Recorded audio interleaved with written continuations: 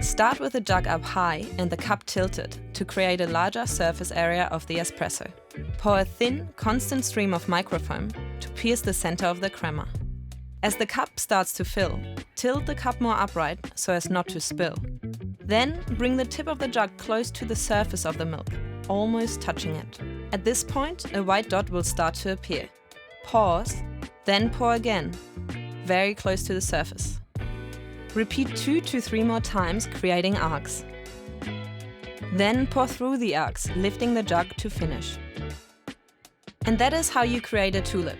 Now for the rosetta. Start with the jug up high and the cup tilted to create a larger surface area of the espresso. Pour a thin, constant stream of microfoam to pierce the center of the crema. As the cup starts to fill, tilt the cup more upright so as not to spill. Then bring the tip of the jug close to the surface of the milk, almost touching it. At this point, a white dot will start to appear. Keep steadily pouring, making the dot larger, gently moving your jug from left to right, creating leaves. Then, pour through the leaves, lifting the jug to finish. Good luck with your journey!